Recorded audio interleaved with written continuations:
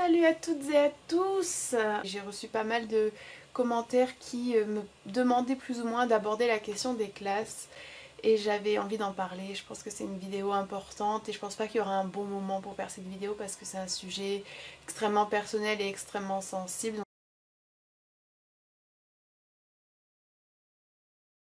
J'ai envie de faire cette vidéo, c'est plutôt de partager mon expérience personnelle parce que c'est vrai que j'aime j'aimerais peut-être pouvoir lire vos témoignages à vous et peut-être trouver un certain réconfort en fait dans le fait de partager certaines pensées ou certaines culpabilités parce que c'est vraiment en fait quelque chose qui me marque beaucoup vis-à-vis de ça.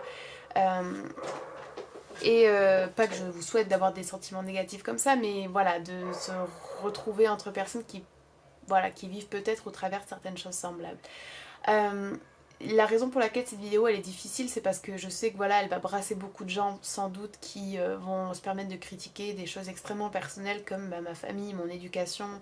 En fait, vous savez, quand j'ai parlé plusieurs fois, j'ai dit que je venais du milieu ouvrier et bah, y a beaucoup de gens, toujours les mêmes, vous voyez de qui je veux parler, mais qui en fait ne veulent pas le croire, qui disent que je manque, qui disent que je fabule, que c'est pas vrai, que j'habite à Paris dans un appartement, donc c'est pas possible. Euh, c'est vrai que je devrais pas me soucier réellement de ce que pensent ces personnes, mais en fait c'est vraiment extrêmement violent de nier, bah, en fait de nier quoi, la réalité de ma vie pendant un certain temps, puis la réalité de mes parents.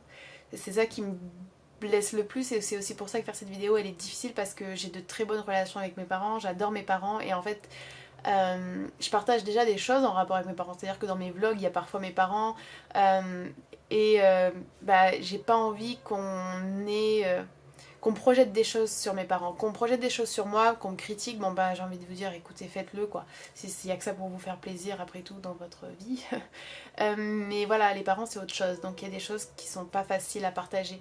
Et effectivement je viens du milieu ouvrier en fait, si vous voulez, aucun de mes parents n'a le bac. Mon père est à la retraite mais ma mère travaille toujours et elle doit accumuler 2 emplois. Euh, ils viennent tous les deux de milieux voilà, très entre guillemets considéré comme précaire. Et en fait, j'ai évolué dans un milieu qui ne l'était pas. C'est-à-dire que mes parents ont fait des choix qui m'ont mise en contact en fait très très tôt avec des personnes qui venaient majoritairement de classes supérieures à la mienne et j'ai donc évolué en fait en ayant pour amis très très proches si vous voulez des personnes qui occupaient dont les parents étaient par exemple médecins, dont les parents étaient par exemple dans le milieu de la marine, etc. Et je dois dire que j'ai, de manière diffuse et pas forcément vraiment conscientisée et formulée, j'ai toujours quand même senti qu'il y avait quelque chose de différent. C'est-à-dire que quand vous voyez certaines personnes pouvoir dépenser tant d'argent ou pouvoir partager si facilement ça ou pouvoir euh, accorder si peu d'importance à certaines choses alors que bah, vous le faites pas, vous vous rendez compte de certaines choses. J'ai jamais vécu dans ce que moi j'ai ressenti comme le besoin, c'est-à-dire que il est sûr et certain que mes parents ont eu parfois des fins de mois très difficiles à boucler, qu'il y a eu des mois dans le rouge, que voilà. Euh, mais en tout cas en tant que jeune, je l'ai jamais ressenti parce que mes parents me l'ont jamais fait ressentir. Après, c'était étrange en fait peut-être quand même ce décalage entre c'était juste un décalage un petit peu étrange, mais tant que c'était au collège-lycée, je pense que c'était pas quelque chose qui me perturbait plus que ça. Parce que voilà, je vivais avec ces gens que je connaissais depuis la primaire, dans une ville qui est relativement petite et où bah voilà, je côtoyais toujours les mêmes personnes en fait. Donc même s'il y avait des différences de classe, bah, tu les vois plus trop au bout d'un moment, ou même si tu les vois, en fait, elles sont. Et puis c'est très différent en fait, je pense, de côtoyer des personnes que tu aimes, qui t'aiment et qui te voient pas comme venant de telle classe et pour lesquelles t'as pas à te positionner et t'as pas à être dans une performance, dans une représentation quelconque. Euh, et quand je suis arrivée à Paris en fait, c'est là aussi que ça s'est un petit peu plus fait ressentir, je pense, pour moi, parce que ben, j'allais déjà à l'université, j'allais à Paris, mes parents devaient payer ben, mon loyer. Et, Et mes parents qui n'avaient pas le bac, moi je me retrouvais déjà à l'université en fait. Et ça c'était aussi un petit peu perturbant, d'autant plus que j'ai commencé par faire de la psycho, puis après j'ai fait du japonais, puis après je me suis retrouvée en lettres. Et en fait, petit à petit tu t'installes un petit peu dans le milieu universitaire plus ou moins. Donc tu fais tes mémoires, tu réfléchis à faire tes thèses, tu discutes avec, avec des profs, tu commences à lire des ouvrages et des revues de littérature, tu passes ton temps à lire des classiques, tu tombes petit à petit en fait dans un monde qui est considéré comme relativement élitiste. Je pense pas moi qu'intrinsèquement la littérature soit élitiste. Je pense pas qu'il faille venir de X milieu pour apprécier un classique. Pareil pour l'art, pareil pour la philo. Par contre, effectivement, étant donné pour beaucoup de facteurs différents, mais moi je pense que c'est surtout parce que notre société ne les valorise pas, notre société ne leur accorde pas d'importance et on s'imagine qu'elles produisent rien et qu'il n'y a pas, y a pas de valeur financière à ça, enfin bon bref. Donc c'est considéré quand même comme, voilà, quelque chose qui est presque... c'est un luxe un petit peu, dans un sens, de faire ces études-là parce qu'on sait très bien que elles déboucheront pas sur grand-chose, sauf si tu veux devenir prof. Je voulais devenir prof en fait, j'ai toujours hésité entre prof et psychologue, donc pour moi c'était pas en soi un problème, mais quand même. C'est-à-dire que, par exemple, la question de la classe, moi je l'ai beaucoup vécu à l'université parce que il y a des tas de choses en fait dans la classe, c'est-à-dire qu'il y a une manière de parler, il y a des préoccupations, il y a des attitudes, il y a des codes en fait, tout simplement, il y a des codes. Et à l'université, je pense que j'ai commencé déjà à sentir en fait que je n'aimais pas vraiment les codes, le langage, les les us et coutumes, on va dire, de l'université. Dans le sens que moi, j'avais beaucoup de mal en fait à parler comme certains et certaines en lettres. J'avais beaucoup de mal à m'intéresser à certaines choses, je pense. Et c'est pas que je me permettais de juger en fait ceux qui parlaient comme ça, ceux qui avaient ce jargon-là, ou ceux qui... Mais je me sentais jamais en adéquation avec eux et je me sentais même, je pense, tout simplement pas à ma place. Et, euh, et ça, c'est quelque chose en fait qui, même maintenant, est encore très très présent. Et je pense que pour aller plus loin, je dirais même qu'en fait, je me suis jamais autorisée en fait à assumer vraiment le fait que... Alors, si vous voulez, j'ai passé l'agrégation et le CAFEP, j'ai été admissible à l'agrégation et j'ai pas été admise et j'ai été reçue au CAFEP. Euh, et j'avais beaucoup de, et j'en ai toujours, hein, beaucoup de frustration parce qu'en fait je pense vraiment que j'aurais pu réussir l'agrégation si j'avais pas dû travailler pendant cette année-là. Mais en même temps j'ai dû travailler. Et ça aussi c'est une question de classe si vous voulez bien sûr. Mais en plus de ça, il est vrai que j'ai refusé en fait d'être une agrégative. J'ai refusé d'être dans une représentation de l'agrégative et c'est pas que pour l'agrégation en fait, c'est dans tout. Si vous voulez, maintenant que je suis prof, alors je suis toujours stagiaire parce que c'est juste mon année après le concours, donc je vais être inspectée, si tout se passe bien je suis titularisée, voilà. Mais je veux pas, je veux pas devenir prof, je veux pas m'habiller autrement, je veux pas parler autrement, je veux pas me comporter autrement, je veux pas affecter certaines positions, certaines affinités, ça ne m'intéresse pas. Et pire que ça me bloque énormément et je me rends compte en fait que c'est vraiment quelque chose qui me perturbe parce que euh, j'ai eu l'habitude en fait, si vous voulez, je pense que j'ai fréquenté vraiment l'extrême de l'extrême des classes. Je veux pas rentrer dans des détails, mais il y a quelqu'un dans ma vie qui une connaissance lointaine, enfin c'est un peu bizarre de qualifier, mais qui est extrêmement, extrêmement riche. Et qui est même, voilà, qui est dans la société, c'est une personne qui occupe une place très importante. Voilà, je ne rentrerai pas dans des détails, mais... Et à côté de ça, par ailleurs, avec cette personne, par contre, je me suis jamais sentie pas à ma place, bizarrement. Parce qu'il n'y a jamais eu ce côté Peut-être parce que l'écart est tellement grand en fait, et parce que c'est aussi une catégorie tellement particulière que je sais pas. Mais vous savez peut-être aussi que j'ai fait du bénévolat en fait auprès de migrants. J'ai fait du bénévolat et un stage auprès de mineurs isolés étrangers. On n'appelle plus ça comme ça maintenant, mais voilà. Et puis aussi auprès de migrants adultes, de primo-arrivants. Et, euh, et ce qui m'a et c'est des expériences que j'ai adorées en fait parce que c'était professionnellement hyper intéressant, parce que c'était humainement incroyable et puis parce que c'est quelque chose qui me tient vraiment à cœur. Les crises migratoires, ou en tout cas l'accueil des migrants, etc. Pour moi c'est vraiment une des causes les plus importantes dans ma vie. Et vous voyez c'est bizarre en fait de gérer, de se dire à la maison mes parents n'ont pas le bac et mon père est vraiment ouvrier et voilà. Et puis la journée, vous êtes à la fac en lettres et vous rédigez un mémoire sur le surréalisme. Et puis le soir, vous allez donner des cours à des migrants. Et comment vous jonglez entre les différents vocables que vous devez utiliser, entre les différents codes que vous devez utiliser, entre les différentes références. Et aussi tout simplement entre ce qui est considéré comme totalement normal et juste, par exemple, tout simplement des questions telles que le féminisme.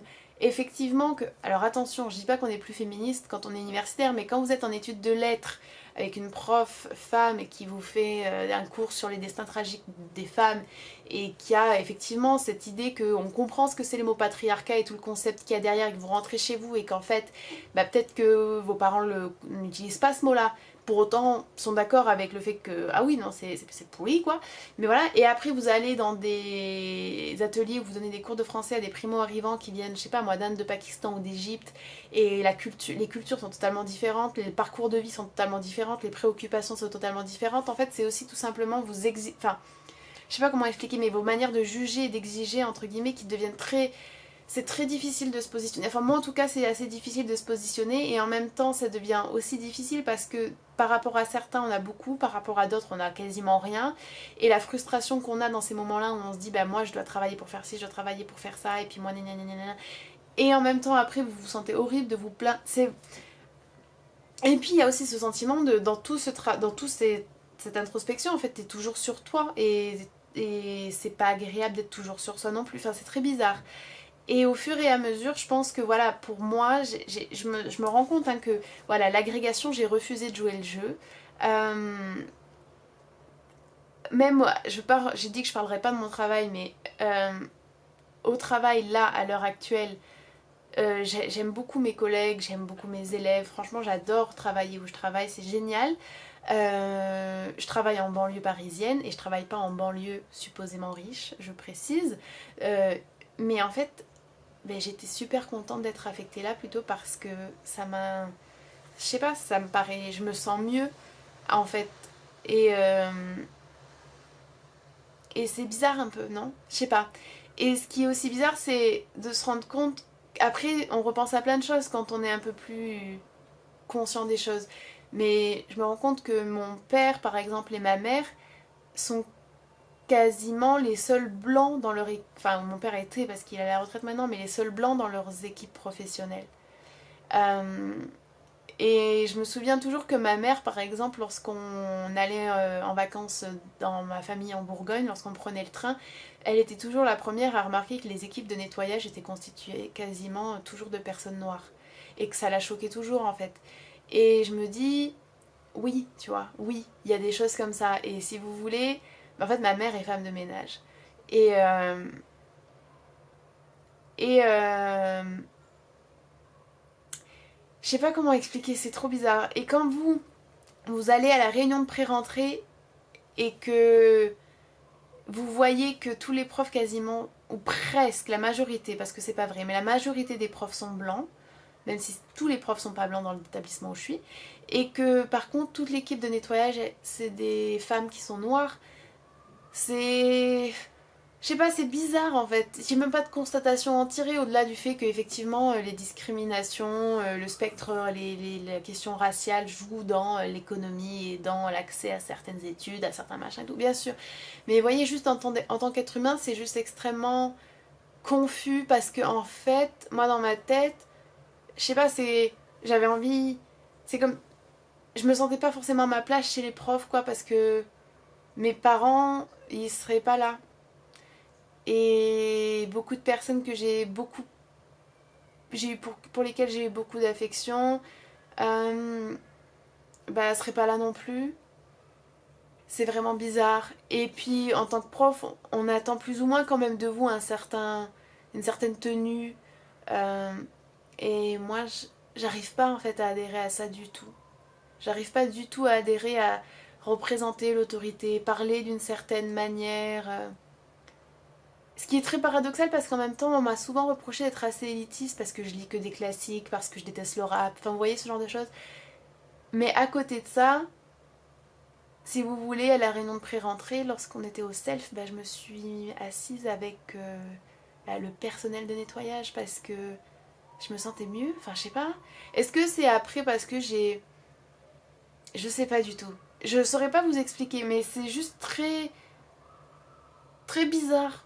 Et là, à l'heure actuelle où j'envisage potentiellement de faire une thèse, je me dis, est-ce que en fait... Et après, ça va loin parce que je me dis, moi, j'appartiens pas... C'est inconscient, c'est mi-conscient, mi-inconscient, mais c'est...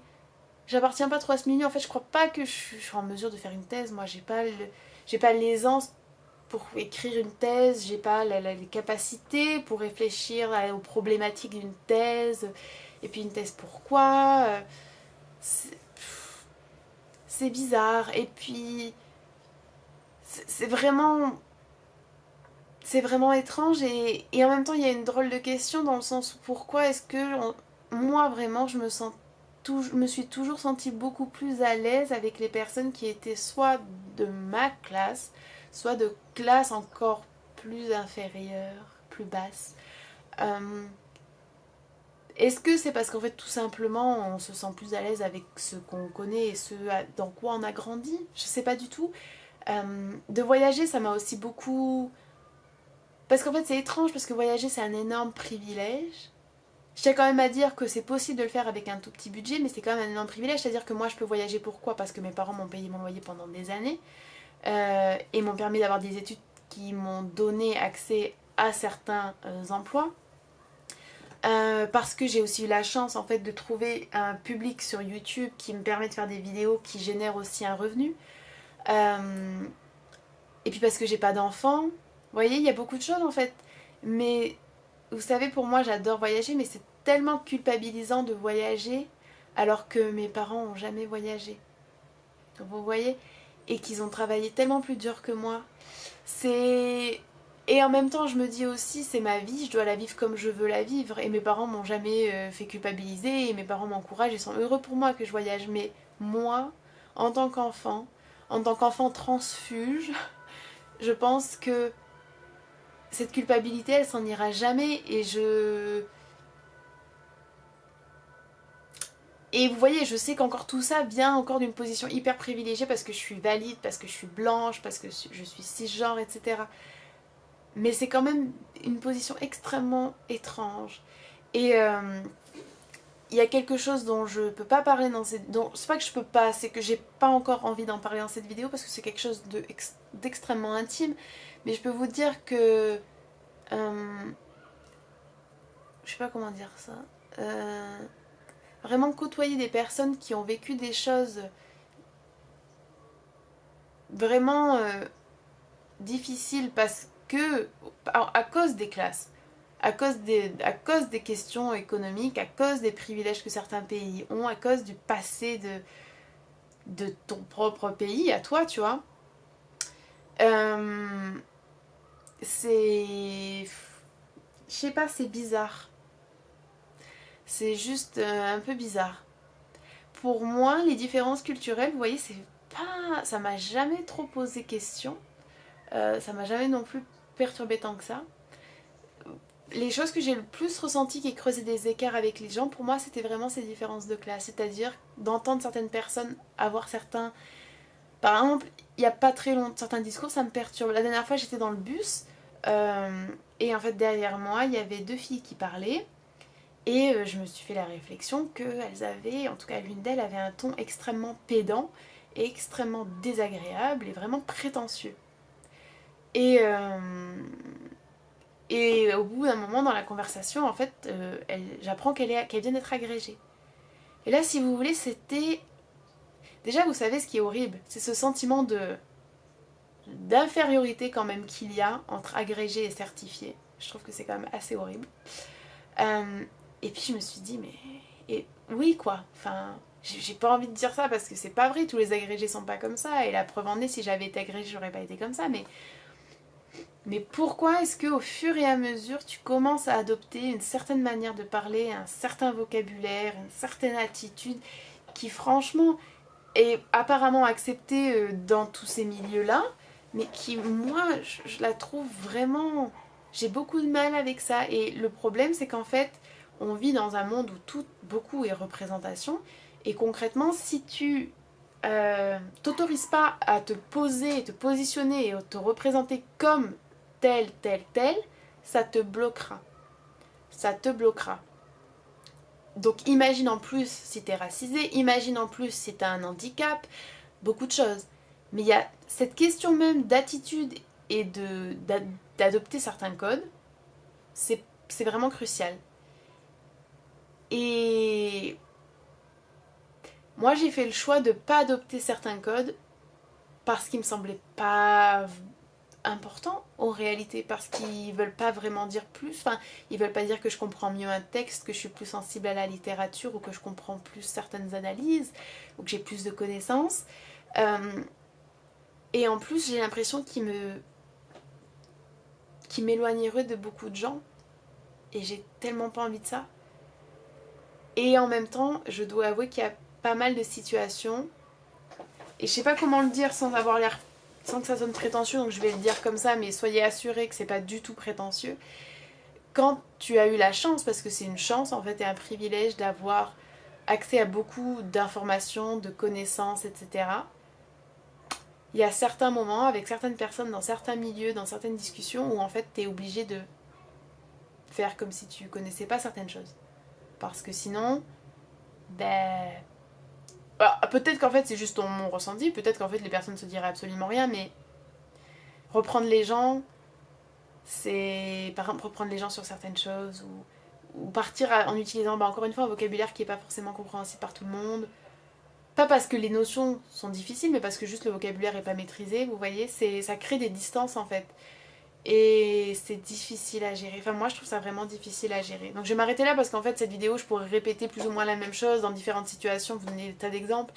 Je suis pas sûre que cette vidéo serve à quoi que ce soit, si ce n'est à partager une expérience et à espérer peut-être que certaines personnes se diront ah oui, c'est vrai, moi aussi j'ai déjà vécu ça, et qu'on puisse se dire que voilà, c'est pas une sensibilité exacerbée qui fait qu'on vit tout mal, mais en fait, c'est vraiment une question un petit peu difficile à gérer. Puis aussi, arriver à se débarrasser d'une part de culpabilité.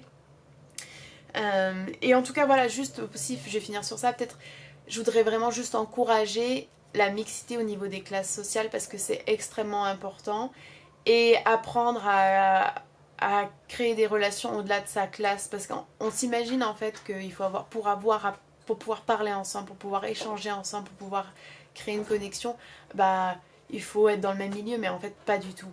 C'est faux. Enfin, en tout cas, moi, dans mon vécu à moi, c'est totalement faux. Je dis pas que c'est facile tout le temps, mais c'est faux. Et il faut faire des pas vers les autres, en fait, pour les enrichir et nous enrichir d'eux-mêmes, de leurs expériences, de leur vision du monde aussi. C'est vraiment très, très important. Et voilà, c'est pas un secret pour vous. Je pense que de toute manière, mes opinions politiques, en tout cas, ce que j'aimerais, c'est qu'il y ait vraiment un décalage qui soit beaucoup moins grand, qu'il y ait un écart de classe qui soit extrêmement réduit. Et j'aimerais que l'éducation, l'information, les arts, etc., ce soit des choses qui soient pas plus accessibles en fonction de ta classe. Et j'ai conscience des problématiques raciales, par exemple, qui s'exercent dans cette question-là. Voilà, et j'aurais envie de finir cette vidéo sur ça, juste soyez attentifs à ces petites choses en fait, et peut-être essayer de pas forcément la façon dont quelqu'un parle, ou peut-être de se dire oh là là il connaît rien, elle connaît rien, oh là là quelle façon de s'exprimer, ou des choses comme ça qui peuvent être justifiées, hein. Je veux pas vous dire, moi franchement il y a des fois il y a des jeunes, je les entends parler, ou même des moins jeunes, mais faut être honnête c'est souvent des jeunes, je me dis mais pourquoi tu parles comme ça? Pourquoi tu parles comme ça? Mais si je m'arrête à pourquoi tu parles comme ça et qu'en fait je vais jamais leur parler, qu'est-ce que ça produit de positif en fait, par exemple? Et pareillement, si moi je me retiens en fait d'utiliser certaines expressions où je suis là en train de me flageller parce que en fait, bah voilà, je dis des choses comme un espèce de ou je sais pas moi, il y a des choses qu'on prononce peut-être pas forcément bien parce qu'en fait même juste prononcer des mots, imaginez même si vous êtes quelqu'un, même si vous lisez beaucoup et que mais en fait vous êtes jamais allé à l'université ou vous avez jamais assisté à une conférence et que vous avez jamais entendu un mot être prononcé, ben vous savez pas forcément comment le prononcer. Il y a plein de choses comme ça en fait et faudrait, c'est un travail en tout cas que moi j'essaye de faire en permanence, c'est de vraiment rester humble vis-à-vis de ça, de vraiment comprendre qui je suis, d'où je viens et en même temps de pas trop me bloquer tout en restant moi-même et en restant fidèle à mes valeurs pour avancer dans la vie quoi. Mais c'est pas aisé. Enfin moi je trouve que c'est pas quelque chose d'évident, honnêtement. Voilà, j'espère que cette vidéo vous aura intéressé. Elle était vraiment très brouillon et très de partout là. Désolée pour ça, mais j'avais vraiment envie de vous en parler. Je sais pas, ça me pèse un peu et puis j'espère que vos commentaires pourront, je sais pas, seront intéressants, mais je suis sûre qu'ils le seront.